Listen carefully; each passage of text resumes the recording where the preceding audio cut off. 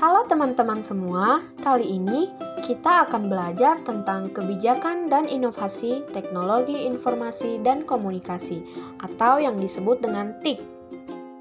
Kami dari kelompok 11 yang beranggotakan yang pertama Dwi Putri Hayu, yang kedua Ilham Fauzan, dan yang ketiga Feby Indriani. Langsung saja kita simak videonya. Yang pertama adalah pengertian TIK atau TIK. TIK sendiri berasal dari singkatan Teknologi Informasi dan Komunikasi.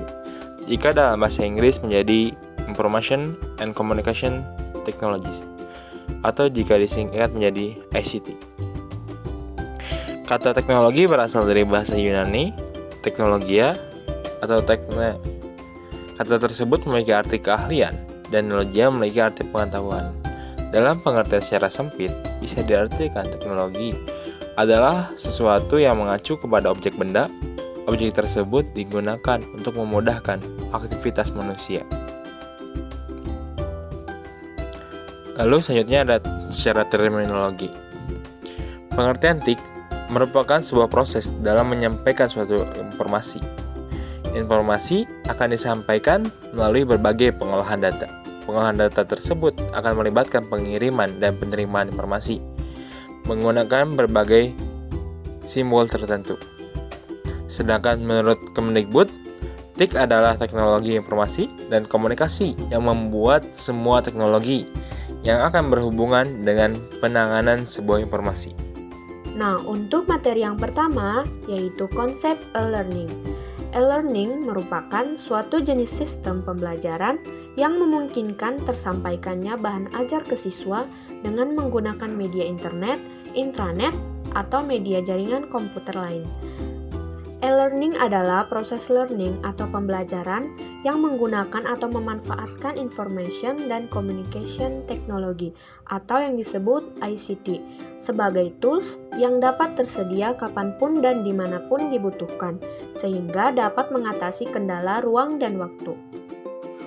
Untuk menerapkan e-learning, terdapat 3 komponen pembentuk, yaitu yang pertama infrastruktur e-learning, yaitu dapat berupa personal komputer atau PC, jaringan komputer, internet, dan perlengkapan multimedia, termasuk di dalamnya peralatan teleconference apabila menggunakan layanan synchronous learning melalui teleconference. Yang kedua yaitu sistem dan aplikasi e-learning, yaitu sistem perangkat lunak yang memvirtualisasi proses belajar mengajar konvensional yang meliputi bagaimana manajemen di kelas, pembuatan materi atau konten, forum diskusi, sistem penilaian, sistem ujian, dan segala fitur yang berhubungan dengan manajemen proses belajar mengajar. Sistem perangkat lunak tersebut sering disebut dengan Learning Management System atau LMS. LMS banyak yang bersifat open source sehingga bisa dimanfaatkan dengan mudah dan murah untuk dikembangkan di sekolah, universitas, atau lembaga pendidikan lainnya. Lalu yang ketiga yaitu konten e-learning, yaitu konten dan bahan ajar yang ada pada e-learning system atau learning management system. Konten dan bahan ajar ini bisa berbentuk multimedia based content atau konten berbentuk multimedia interaktif, atau text based content atau konten berbentuk teks pada buku pelajaran biasa. Konten e-learning biasa disimpan dalam LMS sehingga dapat diakses oleh siswa kapanpun dan dimanapun. Sedangkan pelaku atau aktor yang ada dalam pelaksanakan e-learning pada prinsipnya adalah sama dengan proses belajar mengajar konvensional, yaitu perlu adanya instruktur yang membimbing, siswa yang menerima bahan ajar, administrator yang mengelola administrasi, dan proses belajar mengajar.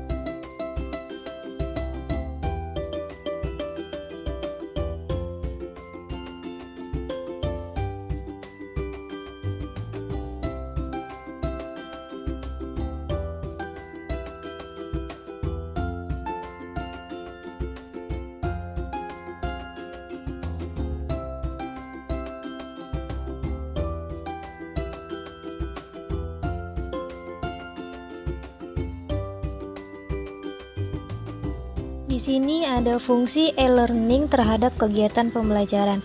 Yang pertama ada suplemen atau tambahan, yang kedua komplement atau pelengkap, yang ketiga substitusi pengganti.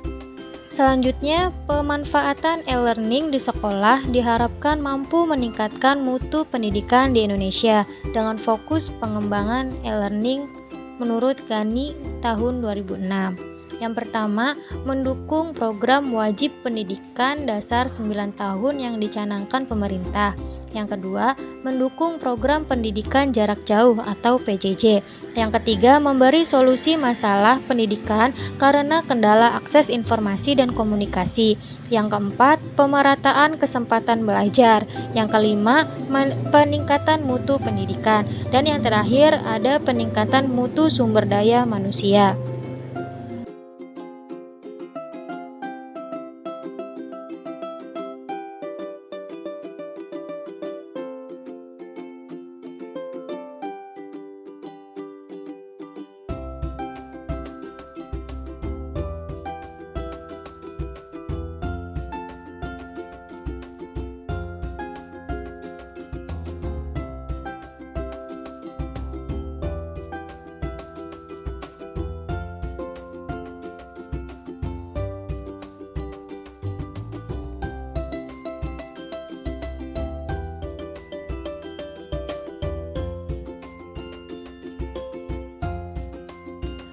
Kelebihan dan kelemahan penerapan e-learning. Menurut Evandi dan Zung pada tahun 2005, e-learning telah dapat diterima dan adopsi dengan cepat karena pengguna termotivasi dengan keuntungannya, antara lain. Pertama, efisiensi biaya. E-learning mampu menghemat biaya yang harus dikeluarkan oleh organisasi karena tidak perlu mengeluarkan biaya untuk pengadaan peralatan kelas. Yang kedua, efektivitas pembelajaran. E-learning merupakan hal baru yang menarik, dapat memotivasi siswa untuk mencobanya sehingga jumlah peserta dapat meningkat. E-learning yang didesain dengan desain instruksi yang menarik dan dilengkapi materi berbasis multimedia dapat meningkatkan pemahaman isi pembelajaran. Yang ketiga, fleksibilitas waktu. E-learning mampu membuat pelajar dapat menyesuaikan waktu belajarnya karena dapat mengakses pelajaran kapanpun yang diinginkan. Yang keempat, fleksibilitas tempat. E-learning membuat pelajar dapat mengakses pelajaran di mana saja selama komputer terhubung dengan jaringan internet. Yang kelima, fleksibilitas kecepatan pembelajaran e-learning dapat disesuaikan dengan kecepatan belajar masing-masing siswa.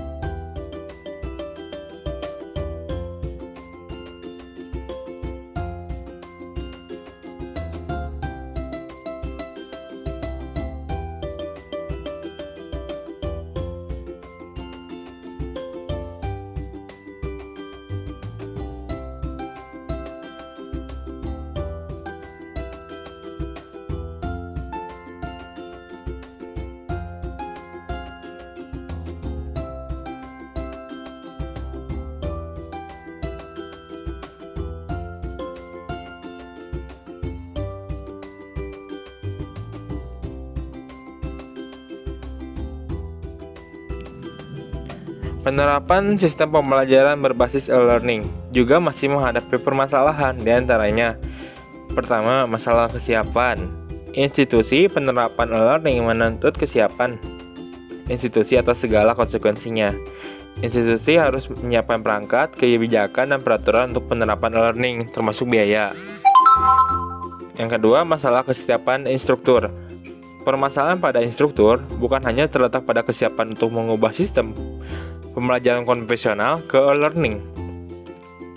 Instruktur harus siap untuk bekerja lebih keras karena harus mengelola dan memelihara e-learning. Masalah lainnya adalah kemampuan pemanfaatan ICT yang belum merata. Ketiga, ada masalah kesiapan siswa. Siswa dituntut mampu memotivasi diri sendiri agar mau belajar mandiri. Sedangkan sebagian besar siswa di Indonesia memiliki motivasi belajar yang lebih banyak tergantung kepada instruktur. Kemampuan pemanfaatan ICT juga masih kendala, terutama pada siswa yang ada di daerah pelosok. Keempat, masalah biaya investasi. Walaupun e-learning dapat menghemat banyak biaya, tetapi institusi harus mengeluarkan biaya investasi awal yang cukup besar untuk menerapkan e-learning. Biaya investasi ini dapat berupa biaya desain dan pembuatan program LMS, biaya pembuatan materi pembelajaran, dan biaya lainnya seperti sosialisasi, pelatihan, promosi, dan sejenisnya. Kelima, masalah teknologi. Karena teknologi bisa beragam, maka ada kemungkinan teknologi tersebut tidak sejalan dengan yang sudah ada dan terjadi konflik teknologi, sehingga e-learning tidak berjalan dengan baik. Keenam, masalah infrastruktur. Infrastruktur jaringan internet belum menjangkau seluruh wilayah di Indonesia. Akibatnya, belum semua orang atau wilayah dapat merasakan e-learning dengan internet. Ketujuh, masalah materi pembelajaran. Walaupun e-learning menawarkan berbagai fungsi, ada sejumlah materi yang tidak dapat diajarkan melalui e-learning. Pelatihan yang memerlukan banyak kegiatan fisik seperti praktik perakitan hardware masih sulit disampaikan secara sempurna melalui e-learning.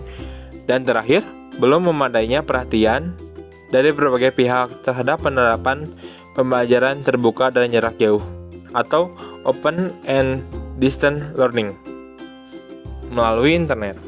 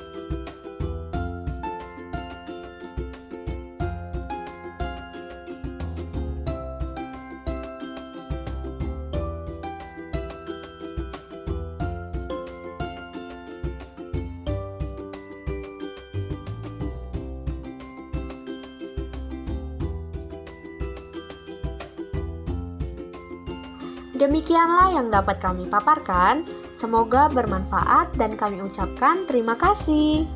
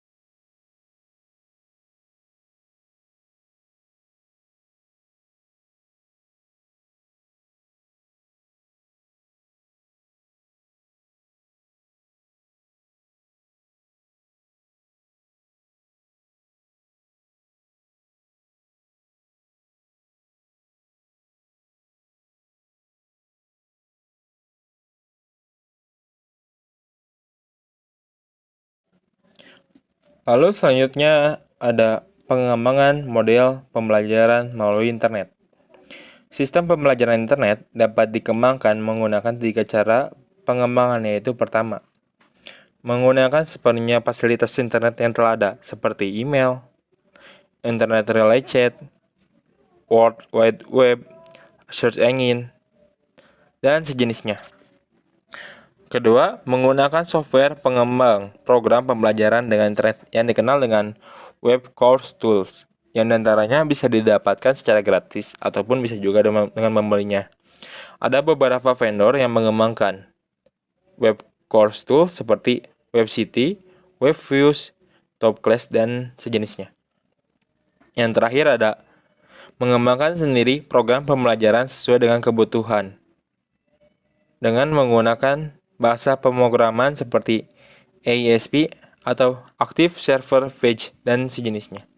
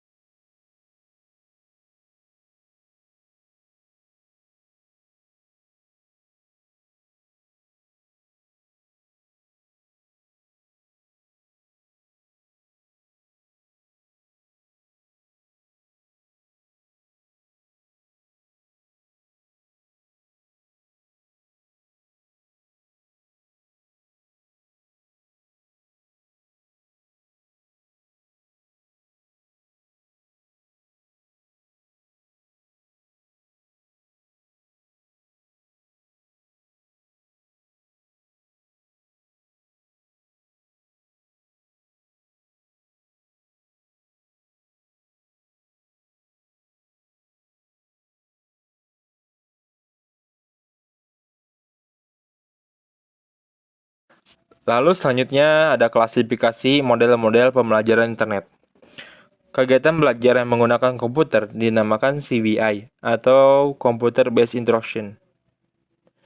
Model pembelajaran yang menggunakan komputer adalah sebagai berikut. Pertama, model drills. Model drills merupakan pendekatan pembelajaran yang melalui penyediaan latihan-latihan soal serta bertujuan juga untuk menguji penampilan peserta didik melalui kecepatan mengerjakan latihan-latihan soal yang telah diberikan oleh program. Kedua, model tutorial adalah program pembelajaran yang dipakai dalam kegiatan pembelajaran dengan menggunakan perangkat lunak berupa program komputer yang di dalamnya terdapat materi pembelajaran. Ketiga, ada model simulasi. Model ini adalah salah satu pendekatan pembelajaran yang mempunyai tujuan untuk memberikan pengalaman belajar yang lebih aktual menggunakan ciptaan tiruan-tiruan bentuk pengalaman yang mendekati suasana yang lebih nyata gitu. Jadi model simulasi ini adalah memberikan pengalaman yang nyata gitu kepada peserta didiknya. Keempat, ada model games atau permainan. Model ini dikembangkan atas pembelajaran menyenangkan, di mana peserta didik akan dihadapkan pada beberapa petunjuk dan aturan permainan.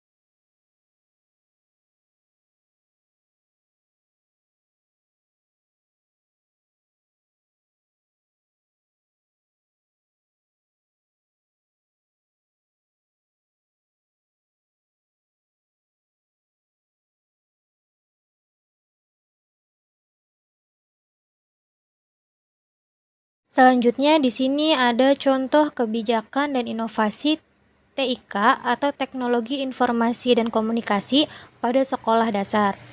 Penggunaan TIK sebagai sumber dan media pembelajaran dapat melalui pemanfaatan perangkat komputer sebagai sumber dan media pembelajaran yang inovatif.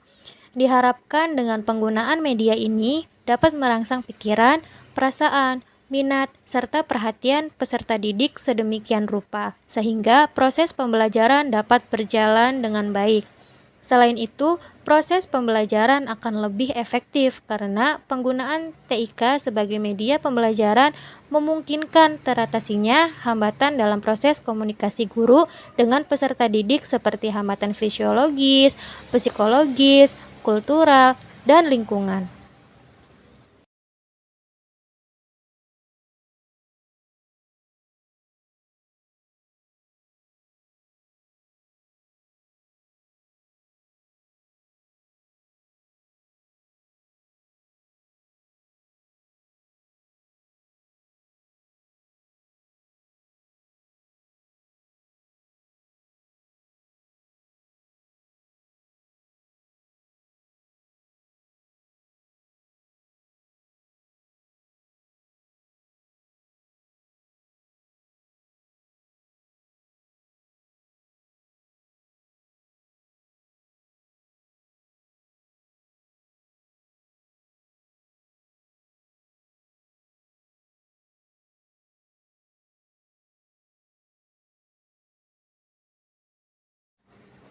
Jenis-jenis sumber dan media pembelajaran berbasis TIK atau teknologi informasi komunikasi lainnya yang dapat dimanfaatkan oleh guru sekolah dasar dalam proses pembelajaran antara lain yaitu yang pertama komputer, kedua LCD proyektor, yang ketiga internet, yang keempat CD pembelajaran, yang kelima email, dan yang terakhir ada presentasi PowerPoint.